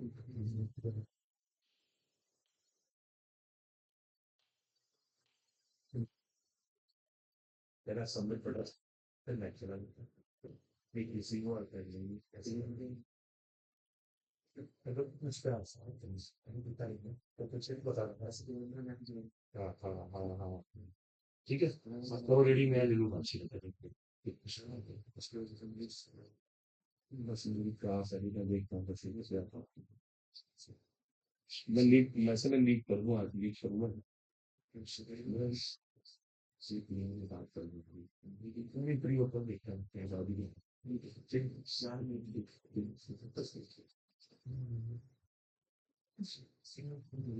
चलिए, आई थिंक सो क्लियर हो गया। दैट्स वेरी वेरी क्रूशियल है। तो रेड ऑरेंज पीपीडी होता है ये, that's very important information. Cuprous salt सारे पीपीडी होते हैं, जितने क्यूप्रस सॉल्ट है सारे के सारे पीपीडी हैं, सब अवक्षेप होते हैं, आयोडीन वॉलेट कलर की होती है। तो इसके ऊपर ना बहुत क्वेश्चन आएंगे, मोस्ट इंपॉर्टेंट है। और एक सबसे मेन चीज है, आयोडीन के साथ हाईएस्ट स्टेट नहीं आ रही। अच्छा बताओ, क्या ये रेडॉक्स रिएक्शन है? बताना, क्या ये रेडॉक्स रिएक्शन है? हाँ ना में आंसर दो फटाफट, बोलो girls boys. Obviously redox reaction, बड़ा सिंपल सा फंडा है। अगर ऑक्सीडेशन नंबर चेक करें तो चेंज हो रहा है, देखो चेंज आ रहा है, -1 से क्या हो रही है, 0, चेंज आ रहा है। कॉपर में भी चेंज आ रहा है, ऑब्वियसली रेडॉक्स रिएक्शन है, पक्का रेडॉक्स रिएक्शन है। ठीक है, आई थिंक क्लियर है। अगले स्टेप पे आते हैं, नोट कर लिया सब लोगों ने? अब देखिए सुनिए, अब हम इसकी रिवर्स सिचुएशन डिस्कस करते हैं, रिवर्स बिल्कुल।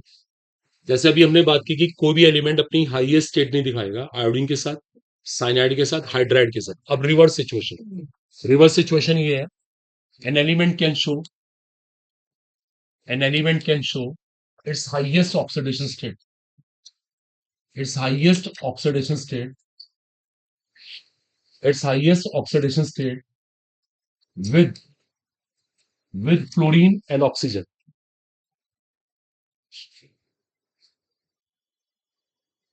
with fluorine and oxygen। देखो दो ऑप्शन है हमारे पास, ये दो ऐसे एलिमेंट हैं जिनके साथ कोई भी एलिमेंट अपनी हाईएस्ट स्टेट दिखा सकता है। देखो अभी आपको कुछ प्रूफ देते हैं, जैसे मैग्नीज है, उसको हाईएस्ट स्टेट दिखानी है, वो MnF7 बना ले, नो प्रॉब्लम। CrF6 बना ले, नो प्रॉब्लम। CrO3 बना ले, नो प्रॉब्लम। देखो हाईएस्ट स्टेट आ रही, इनके साथ हाईएस्ट स्टेट आ जाती, इनके साथ हाईएस्ट स्टेट पॉसिबल है। जैसे उनके साथ हाईएस्ट स्टेट नहीं आ रही थी ना, उसकी रिवर्स सिचुएशन है, इनके साथ हाईएस्ट स्टेट आ जाती है। वो जानता है इन दोनों में ऐसा क्या है, ये कौन है, good oxidising agent. These elements are good oxidising agents. ये बहुत अच्छे ना ऑक्सीडाइजिंग एजेंट्स होते हैं, ऑक्सीकारक होते हैं, ऑक्सीडाइज कर देते हैं, स्टेट को अप करने में हेल्प करते हैं। देखो स्टेट को अप कर दिया, इसको भी +6 बना दिया, इसको +6 बना दिया, इसको +7 बना दिया। आपको एक बात पता है, केमिस्ट्री में जो हाईएस्ट स्टेट है वो किसकी है? आप पूरी केमिस्ट्री की बात कर रहा हूँ, 3D से करेक्ट है, correct, well done. Osmium, you are right, yes, osmium की हाईएस्ट स्टेट है +8, वेल डन। और पता है ये +8 किसके साथ दिखाता है? ऑक्सीजन के साथ।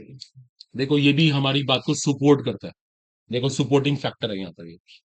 तो अब मैंने इसका भी असर्शन रीजन बता दिया आपको। ये क्या है, गुड ऑक्सीडाइजिंग एजेंट्स है। ठीक है, एक बात और अभी सुनना, एक छोटी सी बात और है, एक क्वेश्चन पूरा होता है। बट ऑक्सीजन इज प्रेफरेबल, यहाँ पे प्रेफरेंस किसको मिलती है, ऑक्सीजन को। इसका मतलब इस समय ना, वैसे इन दोनों के साथ हाईएस्ट स्टेट आ सकती है, इन दोनों के साथ हाईएस्ट स्टेट पॉसिबल है, लेकिन प्रेफरेंस किसको मिलती है, ऑक्सीजन पे। हम प्रेफरेंस देंगे ऑक्सीजन को। अगर दोनों में से चॉइस की बात आई तो ऑक्सीजन ज्यादा अच्छी रहेगी। अब क्वेश्चन है क्यों, वाई इज ऑक्सीजन प्रेफरेबल। देखो उसका रीजन सुनो, देखो सुनो, खुद फील करना। जैसे मैग्नीज को +7 स्टेट दिखानी है, क्रोमियम को +6 दिखानी है। सुनना पहले ध्यान से। अब क्रोमियम को क्या करना पड़ेगा, फिर 6 क्लोरीन से बॉन्डिंग करनी पड़ेगी, तभी तो +6 दिखा सकते हैं। और ऑक्सीजन वाले केस में 3 ही ऑक्सीजन से बॉन्डिंग करनी पड़ेगी। अब देखो आप खुद दोनों कंपाउंड को ध्यान से देख के बताओ, ज्यादा स्टेबल कौन होना चाहिए, सेकंड। पता है क्यों, फर्स्ट में क्या कौन है बताओ, क्राउडिंग ज्यादा है, शीज राइट है, भीड़ बहुत ज्यादा होगी। देखो इतना क्राउड, इतने सारे लोन पेयर आपस में क्या कर रहे होंगे, रिपल्शंस, इसमें ना टेंशन होगी। क्रोमियम कह रहा है मेरी हाईएस्ट स्टेट तो आ गई, लेकिन मुझे सेटिस्फेक्शन इसलिए नहीं है क्योंकि इनमें इतना रिपल्शन है, मेरा मोलिक्यूल कभी भी टूट सकता है। तो देखो समझने की कोशिश करो, इसका मोलिक्यूल कभी भी टूट सकता है। यहाँ पे क्या फायदा है, इतनी टेंशन ही नहीं है, सब दूर दूर बैठे हुए हैं। पता है इसके पीछे क्या कॉज है, ऑक्सीजन प्रेफरेबल क्यों हुआ, एज ऑक्सीजन इज बाइवेलेंट। क्या रीजन है इसका, ऑक्सीजन बाइवेलेंट है। आपने एक चीज नोटिस करी, वैसे हम एक काम करते हैं, एक यूपी बोर्ड का स्कूल एक सीबीएसई बोर्ड के स्कूल को कंपेयर करते हैं। यूपी बोर्ड स्कूल है, बहुत भीड़ होती है भाई, इतने इतने बच्चे क्लास के अंदर होते हैं। सीबीएसई बोर्ड में बच्चे कम होते हैं, लेकिन बच्चे कम होने के बावजूद उनकी इनकम ज्यादा है। मालूम है क्यों, क्योंकि हर एक बच्चे से वो डबल ट्रिपल चार्ज करता है। यूपी बोर्ड के बच्चों की इतनी फीस नहीं है, सीबीएसई की फीस ज्यादा है। तो वो कहते हैं हम अपने बच्चे भी कम करेंगे, क्वालिटी भी देंगे और ज्यादा पैसे भी कमा लेंगे। तो वही चीज यहाँ पे क्रोमियम ने किया। क्रोमियम कह रहा है मैं ऑक्सीजन से बॉन्डिंग इसलिए कर रहा हूँ, वो बाइवेलेंट है, वो 2 फ्लोरीन के बराबर है। एक ऑक्सीजन 2 फ्लोरीन के बराबर है, क्राउड भी नहीं होगा, भीड़ भी नहीं होगी, आपस में रिपल्शन भी नहीं होगा, और मैं अपनी हाईएस्ट स्टेट को अचीव कर लूंगा। तो ये जो रीजन है पता क्या रहा, वो इस वजह से रहा बिकॉज ऑक्सीजन इज बाइवेलेंट। सबको आ रहा है समझ, ऑक्सीजन इज बाइवेलेंट, ऑक्सीजन की दो वैलेंसी है। अगर ऑक्सीजन की दो वैलेंसी ना हो रही होती तो ऐसा बिल्कुल भी ना होता। फ्लोरीन का ड्रॉबैक क्या, फ्लोरीन की वैलेंसी है क्या, वो कह रहा है मैं तो एक ही बार बॉन्ड बना सकता हूँ, तो फ्लोरीन यहाँ पे लूजर हो गया। तो ये बड़ा अच्छा असर्शन रीजन बनता है कि भाई हाईएस्ट स्टेट किसके साथ आती है और कौन प्रेफरेबल होता है। ये डिस्कशन भी हमारा पूरा हुआ। लो आराम से कॉपी करो सब लोग, बहुत इंपॉर्टेंट टॉपिक्स हैं, इनकी बहुत जरूरत पड़ती है। तो ऑक्सीडेशन स्टेट का एक इंपॉर्टेंट पार्ट हमारा कंप्लीट हो गया। ठीक है बच्चों, ऑक्सीडेशन स्टेट के बारे में हमने सब चीज डिस्कस कर ली और बहुत सारे पॉइंट हुए हैं। आप फिर भी कोई डाउट हो लेकर आओ, मना नहीं कर रहे, आपके पास कोई भी क्वेश्चन हो ना, आपको प्रॉब्लम से नहीं आती, पढ़ते इतने अच्छे से हैं, एक भी डाउट नहीं है आपके पास। ये गलत है ना, इसका मतलब ये होता है कि हमने कोई एप्लीकेशन नहीं करी। आप सीधा बस फाइनल गेम खेलेंगे, जैसे इंडिया वर्ल्ड कप पे हारा था ना, आप भी फाइनल में ही हारना बस, क्योंकि वहीं पे जाके खेलेंगे आप, आउट भी हो जाएंगे, क्योंकि आपने प्ले प्रैक्टिस नहीं करी।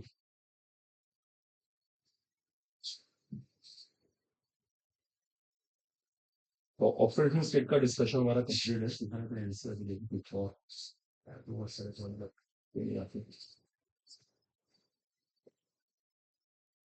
इसके से रिलेटेड और बहुत सारे पॉइंट मिल सकते हैं, लेकिन प्रॉब्लम ये है ना। सर आई थिंक क्लियर है, स्टेट का लेक्चर हमारा कंप्लीट है, स्टेट को लेके हम इतना परेशान नहीं हो रहे हैं। Done। चलिए होप सो स्टूडेंट क्लियर हो गया। एक बार अगर देख ले प्लीज, जो कराया ना उसको 2 मिनट रीडिंग करें एक बार, रीडिंग करने से बातें फिर याद रहती हैं। हमारा स्टेट का लेक्चर पूरा हो गया। शुरुआत से डिस्कशन हमने किया, ऑक्सीडेशन स्टेट किस तरह से आई थी। सबसे इंपॉर्टेंट वर्ड है वेरिएबल स्टेट, आज का बड़ा इंपॉर्टेंट वर्ड है वेरिएबल स्टेट। वेरिएबल स्टेट का वेरिएबल स्टेट क्यों आई, अच्छा फिर किसी किसी की वेरिएबल स्टेट नहीं आई, वो पूरी टेबल आपके माइंड में बैठी हुई हो तो बहुत हेल्प मिलती है। ठीक है बच्चों, देखा करो, देखो ये अपनी हैबिट बनाओ, आपने थोड़ा सा पढ़ा इसको रिवाइज जरूर करो, आगे आगे भागना नहीं है, थोड़ा पढ़ा उसको फिर रिवाइज करो। हमारे माइंड में बातें हैं ही नहीं, हम भूल तो नहीं रहे। पता लगा आगे बढ़ते जा रहे हैं, पीछे का भूल गए तो कोई फायदा नहीं होता। और फिर सबसे इंपॉर्टेंट होता है क्वेश्चंस भी करने, एप्लीकेशन करना बहुत जरूरी है। अभी सब बताया गया, ये तभी फ्रूटफुल है, अपने अप्लाई करना है, वरना 2 दिन के बाद तो ये वॉश अपने आप हो जाएगा, ये दिमाग से अपने आप निकल जाएंगी सारी स्टोरीज। चलिए बच्चे, रब कर दूं, है ना, थोड़ा फास्ट सिखा करें, काम की बातें इसमें करेंगे। As oxygen is bivalent, main reason है ऑक्सीजन की दो वैलेंसी होना, इट्स अ रूट कॉज।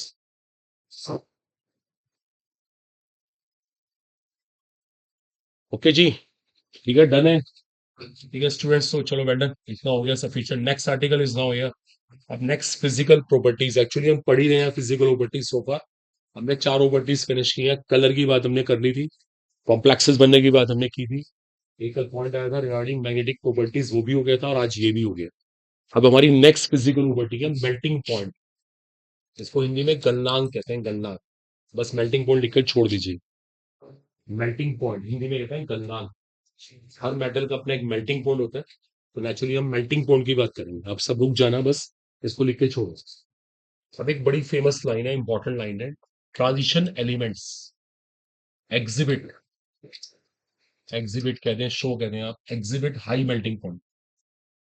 ठीक है, किसी को लिखना नहीं है, इनके गलनांक उच्च होते हैं, they exhibit high melting point, लिखना नहीं है, मेल्टिंग पॉइंट इनके हाई है। जैसे किसी को एग्जांपल चाहिए, आयरन, पता है आपको आयरन का melting point about 1600 degree Celsius है। देखा ना प्रैक्टिकल लाइफ में आयरन कितना यूज होता है, हर चीज लोहे से मिलकर बनी है, मेल्टिंग पॉइंट बहुत हाई है। टंगस्टन, जिसका केमिस्ट्री में हाईएस्ट मेल्टिंग पॉइंट है, वो भी डी ब्लॉक का ही पार्ट है। क्रोमियम, क्रोमियम, निकल, मैग्नीज, कभी जाके देखो इन मेटल का कितना यूज है प्रैक्टिकल लाइफ में, हर जगह इन्हीं का यूज होता है, और इनके मेल्टिंग पॉइंट बहुत हाई है। ठीक है, इनके मेल्टिंग पॉइंट बहुत हाई है, लिखने की भी जरूरत नहीं है। अब ये डिस्कशन का मैटर बनता है, क्यों इनके मेल्टिंग पॉइंट को इतना हाई किसने किया। अब सुनिए क्यों हाई कर रहा है, जरा ध्यान दीजिएगा। देखिए मेल्टिंग पॉइंट को हाई करने में पता कौन रीजन है, inter atomic forces. Inter atomic forces Hindi में कहते हैं अंतर परमाणुीय बल। इंटर एटॉमिक फोर्सेस, देखो सुनो, एटम्स के बीच में कैसी फोर्सेस प्ले कर रही है। अगर फोर्सेस स्ट्रॉन्ग है, फोर्सेस स्ट्रॉन्ग है, तो मेल्टिंग पॉइंट हाई है। अगर फोर्सेस वीक है, नेचुरली मेल्टिंग पॉइंट लो है। इस वर्ड को पहले समझने की कोशिश करो। सारा काम कौन कर रहा है, इंटर एटॉमिक फोर्सेस, और ये पता किसके ऊपर डिपेंड कर रही है, नंबर ऑफ अनपेयर्ड इलेक्ट्रॉन्स। ये डिपेंड कर रही है अयुग्मित इलेक्ट्रॉनों की संख्या के ऊपर। It is depending upon the number of unpaired electrons, अयुग्मित इलेक्ट्रॉनों की संख्या के ऊपर। देखो सुनो ध्यान से एक मिनट, जितने इलेक्ट्रॉन्स अनपेयर्ड ज्यादा होते हैं, उतना एटम एटम के बीच में इंटरेक्शन ज्यादा। देखो एक मिनट इसको ना फील करवाते हैं, सब देखो अटेंशन पे करना है। ये मेरे पास दो सबशेल है, सबशेल, एक मिनट पहले बना लो। एक सबशेल ये, ठीक है, डी सबशेल है, कोई बात नहीं। आप दोनों को ना ध्यान से देखो, देखो ये सब पेयर्ड है, पेयर्ड, सब इलेक्ट्रॉन पेयर्ड है, युग्मित, ये पेयर्ड है, पेयर्ड। अगर सोच के बताओ, देखो जब ये पेयर्ड है, तो क्या ये इस पेयर के साथ इंटरेक्ट करेगा, इंटरेक्ट समझते हो, कोई फोर्स डेवलप होगी क्या, इसको इसके साथ बात करने की जरूरत है, कह रहा कोई जरूरत ही नहीं, आई एम स्टेबल। ये भी कह रहा है आई एम स्टेबल, कह रहे हम सारे स्टेबल है, हम क्यों इंटरेक्ट करें भाई, हमें क्या जरूरत है इनसे इंटरेक्ट करने की। अब सुनो, एक और सिचुएशन है, किसी के पास ये कंडीशन है, दूसरे एटम के पास ये कंडीशन है। अब बताओ ये इलेक्ट्रॉन्स क्या करने की कोशिश करेंगे, इनके बीच में इंटरेक्शन होगा, बिकॉज बोथ आर अनपेयर्ड। देखो ये नेचर है, ये भी अकेला और ये भी अकेला, दोनों अनपेयर्ड, दोनों इंटरेक्ट कर रहे हैं, ये भी इंटरेक्ट कर रहा है, ये भी इंटरेक्ट कर रहा है, ये भी इंटरेक्ट कर रहा है। यहाँ पे इंटरेक्शन की जरूरत का है, सारे के सारे स्टेबल है। गॉट इट, देखो महसूस कर रहे हो, इसलिए मैंने बोला था जितने इलेक्ट्रॉन्स अनपेयर्ड ज्यादा होंगे, इंटरेक्शन के चांसेस ज्यादा होंगे, और मेल्टिंग पॉइंट अपने आप हाई हो जाएगा। बोलो ये फंडामेंटल है सब। देखो महसूस करने की बात है, क्लियर मैथमेटिक्स है, प्रैक्टिकल लाइफ में ऐसे दुनिया भर के एग्जांपल्स होते हैं।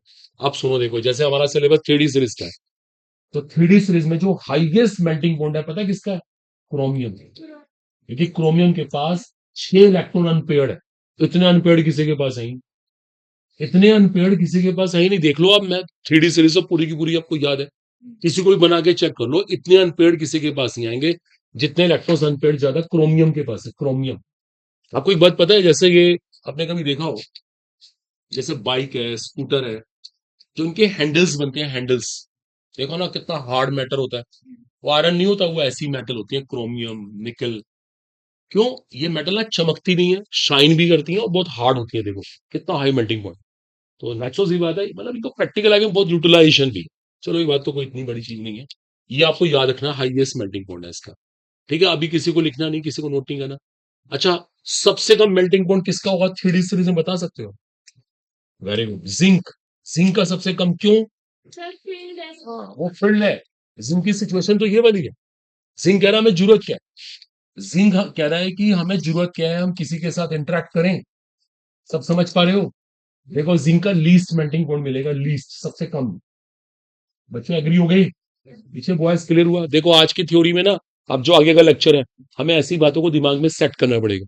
हाईएस्ट मेल्टिंग पॉइंट किसका, लीस्ट किसका, ये क्लैरिटीज भी होनी चाहिए। अब इसमें थोड़ी सी केमिस्ट्री और बताने वाली है, इसमें बस स्पेस नहीं है, आप इतना नोट करो। लिखो लिखो, स्पेस नहीं है बस, नोट कर लीजिए।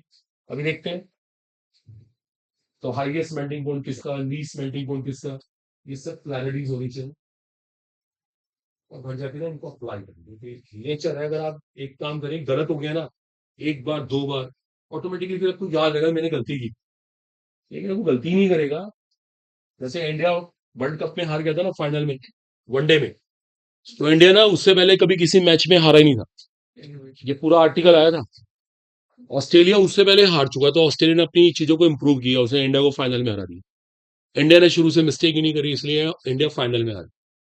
तो आपके साथ ऐसा ना हो, पता लगा आप वहीं जाके हारे, आज तक हारते ही आए हो, फिर वहां पे एक बार दोबारा हारने जा रहे हो, दिस इज नॉट गुड। हंस के नहीं, सो चेंज हो गया मेरा।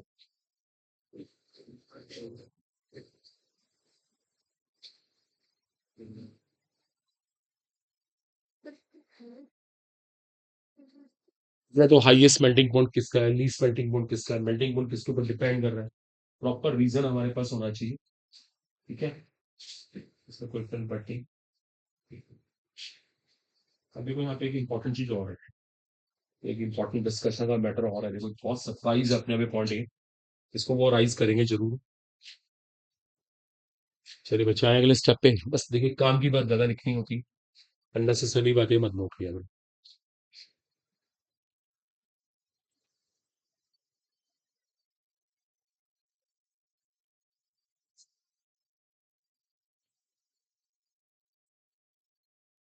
आए अगले स्टेप पे। Yes sir.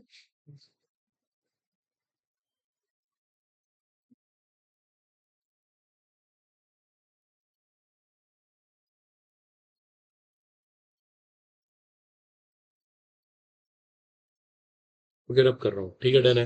अब देखिए सुनिए, देखिए एक बहुत इंटरेस्टिंग केमिस्ट्री, देखो यार।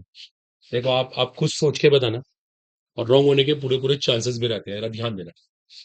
देखो इसका हाईएस्ट मेल्टिंग पॉइंट है, बी डिसाइडेड। ओके, अब बताओ सेकंड नंबर पे कौन आएगा? Melting point. मेल्टिंग पॉइंट की बात ही कर रहा सर करने की। हूँ। Wise vanadium, wise vanadium, it should be manganese, she is right, very good. देखो सब सुन ले अभी, एक मिनट। इसके पास 6 लैक्टोस अनपेयर्ड है, तो इसके पास 5 अनपेयर्ड है, इसको सेकंड नंबर पे होना चाहिए। सुनो एक minute, it's our expected answer, लेकिन ये सेकंड नंबर पे होता नहीं है। देखो सुन लो दोबारा से, ये जो फंडामेंटल अभी आपको बताया गया, अगर आप इसको अप्लाई करें तो इससे रिजल्ट ये निकल के आएगा, अगर ये फर्स्ट नंबर पे है तो इसको सेकंड नंबर पे होना चाहिए। अगर मैं आपको भी एनसीईआरटी दिखाऊं, डेटा दिखाऊं, तो ये सेकंड नंबर पे नहीं है, इसकी हालत बहुत खराब है, इसका मेल्टिंग पॉइंट बहुत कम है, उम्मीद से बहुत कम है। तो ये डिस्कशन का मैटर बनता है कि मैग्नीज का मतलब उम्मीद से इतना कम क्यों आ रहा है। अब मैं आपको ये सिखाऊंगा। देखो अभी कोई लिखने की जरूरत नहीं होगी, मैं पहले एक सेंटेंस यहाँ पे नोट कर दूं, उस सेंटेंस को आपने समझना है, फिर बाद बाद में कॉपी होता रहेगा। देखो मैं एक बात यहाँ लिख देता हूँ, अभी लिख रहा हूं अनएक्सपेक्टेडली। ये सरप्राइज तो है ही अपने आप में, अनएक्सपेक्टेडली है। Unexpectedly manganese show, manganese show very low melting point, जबकि उम्मीद थी कि इसका मेल्टिंग पॉइंट बहुत ज्यादा होता, लेकिन इसका मेल्टिंग पॉइंट तो बहुत कम आ रहा है, वेरी लो मेल्टिंग पॉइंट। आप कभी देख रहे हैं एनसीईआरटी में इसकी हालत बहुत खराब है, तो होना चाहिए सेकंड नंबर पे। अब क्वेश्चन है क्यों, देखो अब पता लगाते हैं, देखो पता लगा, पता मैग्नीज की प्रॉब्लम क्या आ रही है तो वो D5, 5 इलेक्ट्रॉन अनपेयर तो दिख रहे हैं, लेकिन प्रॉब्लम पता क्या है, प्रॉब्लम पता क्या आ रही है, एग्जैक्टली हाफ फिल्ड होने की वजह से, बात को समझने की कोशिश करना, एग्जैक्टली हाफ फिल्ड होने की वजह से यहाँ पे क्या आ गई, एक्स्ट्रा स्टेबिलिटी आ गई। इन्होंने इनके साथ इंटरेक्ट करना जरूरी नहीं समझा, बंद कर दिया। देखो समझो दोबारा से, ये जो एलिमेंट्स है ना, ये इलेक्ट्रॉन्स हैं, ये ना देखो एग्जैक्टली हाफ फिल्ड है, सबको पता है ये एक्स्ट्रा स्टेबल है। एक्स्ट्रा स्टेबल की वजह से इसने इसके साथ इंटरेक्ट करना बंद कर दिया, ये भी कह रहा है मैं भी इंटरेक्ट नहीं करता, I am also extra stable. जैसे एक मिनट, मेट्रो सिटीज होते हैं, आप दिल्ली जाओ, चंडीगढ़ जाओ, पता है मेट्रो सिटीज में क्या कल्चर है, लोग आपस में बात ही नहीं करते। आप एक बिल्डिंग में रहते हैं, बिल्डिंग में 100 फ्लैट्स हैं, आपको ये नहीं पता कि आपके साथ वाले फ्लैट में कौन रहता है, आपने देखा ही नहीं होगा उसको आज तक, वहां पे ये कल्चर है। पता रीजन क्या है, वो सभी कहते हैं कि भाई हम अपने अपने पैसे कमा रहे हैं, हम किसी से क्यों बात करें, वहां पे ना सब में ईगो आ जाती है। कोई सुबह उठ के विश भी नहीं कर रहा, कोई सुबह उठ के भाई किसी को मिलता है, कोई मॉर्निंग में कोई विश करे, कोई इवनिंग में कोई मतलब नमस्ते करके राजी नहीं है। तो उसका रीजन है सबके अंदर अपनी अपनी ईगो है। ऐसे ही यहाँ पे हो रहा है, मैग्नीज में अपनी ईगो कह रहा मैं तो हाफ फिल्ड हूँ, मैं क्यों किसी से बात करूँ, वो कह रहा मैं भी नहीं बात करता, मैं भी हाफ फिल्ड हूँ। इससे क्या हुआ, इससे क्या हुआ, इंटरेक्शन खत्म हो गया, और इस इंटरेक्शन ना होने की वजह से मेल्टिंग पॉइंट डाउन हो गया, सीधी सीधी। छोटे सिटीज में ये तो फायदा, मान लो सहारनपुर जैसी सिटी है, क्यों अच्छे हैं, क्योंकि वहां लोग आपस में बात तो करते हैं, मिलते तो है, लोगों को पता है हमारे पड़ोस में कौन रहता है, ठीक है ना, ज्यादा ताका झाकी कर लेते हैं ऐसे मान लेते। लेकिन बाहर के कल्चर में ऐसा बिल्कुल भी नहीं है। उसका रीजन है वहां पे सिचुएशन कुछ ऐसे बनी हुई है। आई थिंक क्लियर है। देखो ये आने के पूरे चांसेस है, बोलो सब अच्छे एग्री हो। एक मिनट एक मिनट, कुछ लोगों को ऑब्जेक्शन होगा, ये काम तो क्रोमियम भी कर सकता था, शायद कुछ लोगों के दिमाग में आया आंसर, ये बात तो क्रोमियम भी करता है। पता क्रोमियम के साथ प्रॉब्लम क्या है तो क्रोमियम हाफ फिल्ड, लेकिन आपको अगर एक बात एटॉमिक स्ट्रक्चर चैप्टर की बात याद हो ना, और आज आपने सीख भी लिया यहाँ पे एनर्जी गैप कैसा है, कम। इसने यहाँ पे इनके साथ क्या करना शुरू कर दिया, एक्सचेंज करना शुरू कर दिया। अगर आपको एटॉमिक स्ट्रक्चर में एक बात पता हो, ये एक्सचेंज करते हैं, एक्सचेंज, ये खुद उठ के यहाँ आ गया, ये यहाँ आ गया, ये यहाँ आ गया, ये यहाँ आ गया। इससे क्या हुआ, इनका हाफ फील्ड वाला स्टेटस खराब हो गया। इनके अंदर इतनी ईगो नहीं है जितनी ईगो मैग्नीज के अंदर है। वो 4s के इलेक्ट्रॉन ने जाके वहां पे क्या कर दिया, उनकी सारी ईगो खत्म कर दी। मैग्नीज में वो ईगो मेंटेन है, मैग्नीज कह रहा हम हाफ फील्ड, वो भी कह रहा मैं भी हाफ फील्ड। हाफ फील्ड ने इंटरेक्शन ही खत्म कर दिया, बस मेल्टिंग पॉइंट डाउन हो गया। तो दैट्स वेरी वेरी इंपॉर्टेंट है। देखो लिखा है मैंने, unexpectedly manganese show very low melting point due to half field disruption. Half field देखो वहां पे ना सब एसेशन रीजंस आएंगे, और ये इतने अच्छे अच्छे एसेशन रीजंस हैं, ये सब क्लियर होने चाहिए। आपको फील करना होगा इन चीजों को, महसूस करना होगा, प्रैक्टिकल लाइफ से रिलेट करो उनको, तभी आएगा आपको समझ। जो ये नीचे वाला पार्ट लिखो, सिर्फ आप नीचे वाला पार्ट लिखो, बहुत इंपॉर्टेंट है ये।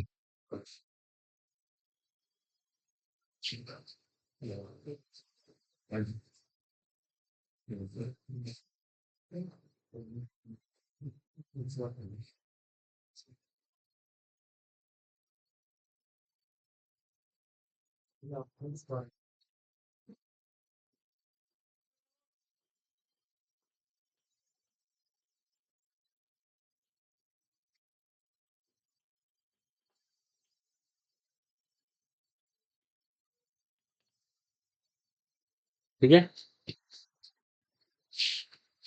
Unexpectedly manganese show very low melting point, उम्मीद से बहुत बहुत कम, अनएक्सपेक्टेडली, बिल्कुल हमने एक्सपेक्ट ही नहीं किया था ऐसा मेल्टिंग पॉइंट आ रहा है।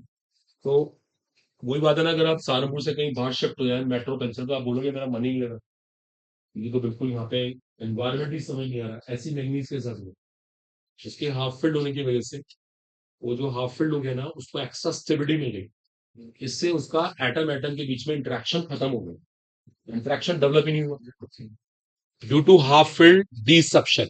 बोलो मत को बच्चा, due to half field disruption, due to half field disruption which provides extra stability, ऐसे भी लिख सकते हो, due to half field disruption which provides extra stability.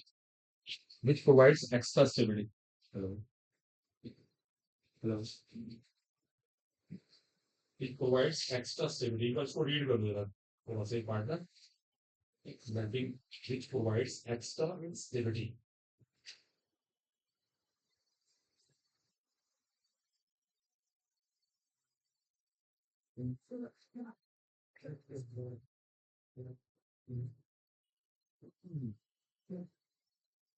Yeah, man.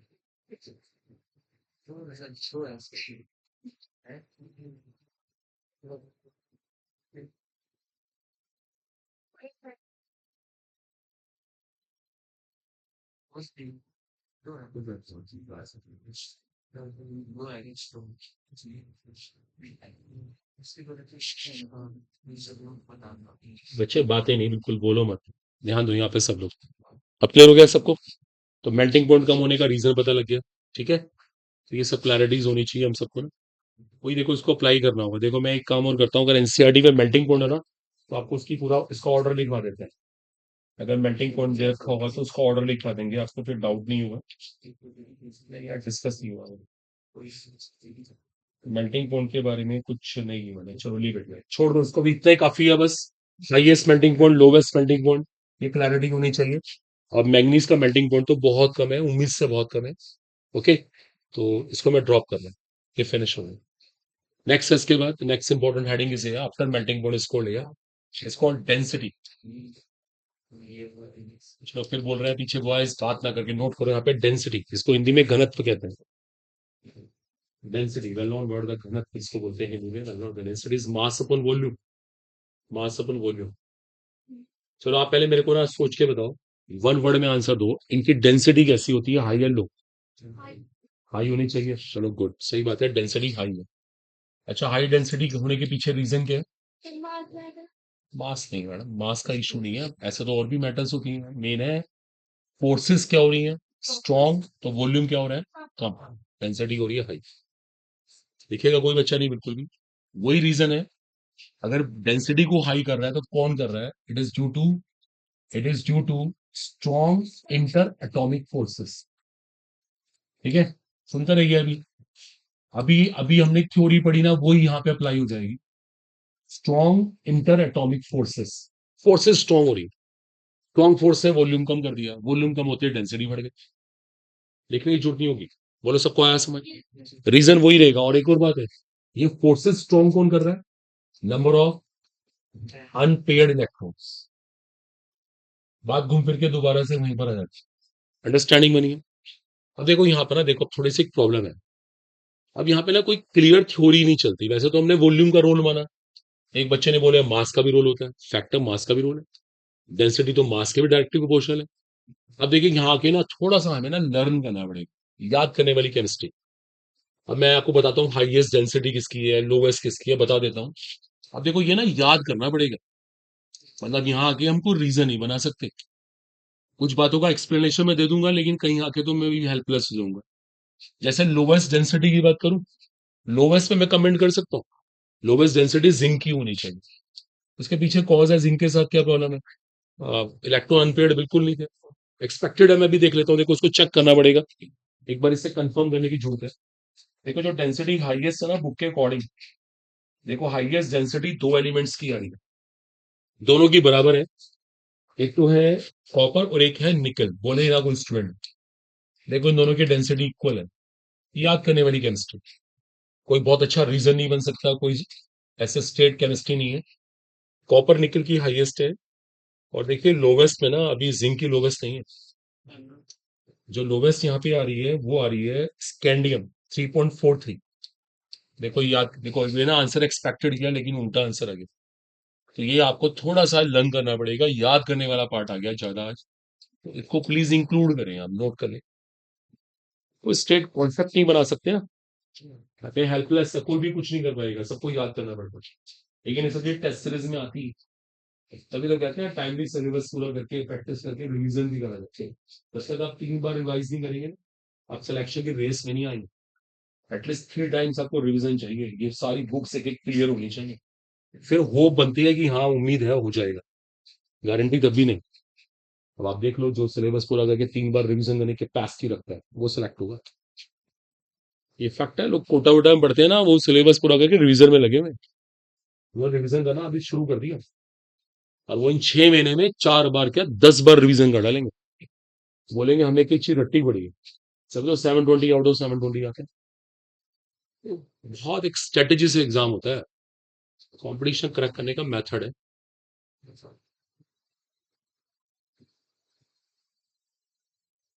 तो सोच के देखो, जब एक चीज को आप एक बार पढ़ते हैं थोड़ा मुश्किल लगती है, दोबारा, तीसरी बार, चौथी बार, अब ये बोलोगे अब रटा पड़ा है, बताओ क्या पूछना है।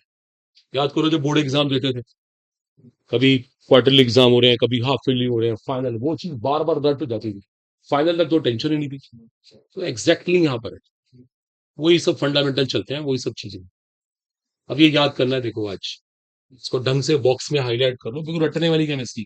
एक ना पॉकेट डायरी मेंटेन करें, आपके सबके पॉकेट में डायरी होनी चाहिए, उस डायरी में ऐसे बातें लिखी हुई हैं। इन्हें फैक्ट्स कहते हैं, फैक्ट्स, तथ्य हैं ये। इन फैक्ट्स को वहां लिखो, उनको बार बार दिन में 10 बार रीड करो। किसी शादी में जाओ, खाना खाते खाते डायरी निकाल लिया आपने, लोग कह रहे थे वो कितना पढ़ने वाला बच्चा है। और ठीक चल रहे हैं आप, जा रहे हैं, तबीयत खराब लग रही है, चलिए कोई बात, कोई बात। Next point, next point, next इसको लेगा हार्डनेस। नेक्स्ट देगा हार्डनेस की बात करेंगे। अब इनकी हार्डनेस कैसे होती है, ये मेटल्स कितनी हार्ड है, इस पर डिस्कशन होगा। बोलेगा नहीं प्लीज कोई स्टूडेंट, लिखो एक इंपॉर्टेंट लाइन, दे शो सिग्निफिकेंट हार्डनेस। देखो बच्चे, इनकी जो हार्डनेस है ना वो अच्छी खासी होती है। ये हार्ड मेटल्स है, हार्ड मेटल्स।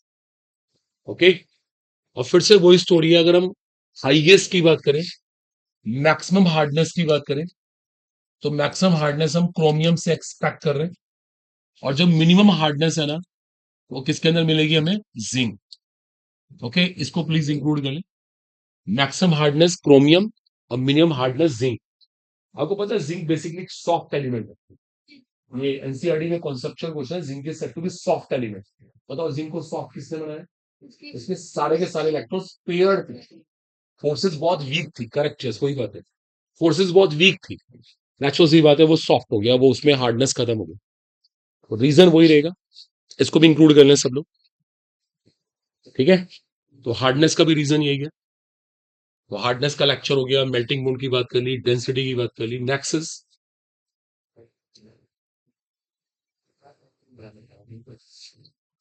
सब बच्चे एग्री, नेक्स्ट कोडेगा एंथैल्पी हो, पहले से कॉपी करें, घर जाके अप्लाई करिए, आपको बार बार कहते हैं लेकिन बिल्कुल भी आप में चेंज नहीं आता। कोई हंसने वाली बात नहीं है, मैटर ऑफ शेम जिसे कहते हैं ना, ये वो तो आपकी मर्जी है भाई, आपका सिलेक्ट होंगे अच्छी बात है, नहीं हुआ तो भी हमें तो फर्क नहीं पड़ेगा, लेकिन सारी हमारी मेहनत बर्बाद हो जाती है। इतना सिखाया, इतना कुछ किया, लेकिन output zero, you are totally responsible. ये टीम वर्क है, सिलेक्शन ना एक आदमी से नहीं होता, आप लोग भी चल साथ चलिए। आप तो बारात में आए बस खाए पिए चलेंगे, व्हाट इज दिस, बोलो मत भाई साहब, काम करो काम। Next is enthalpy of atomization, enthalpy of atomization. Next heading है एंथैल्पी ऑफ एटोमाइजेशन।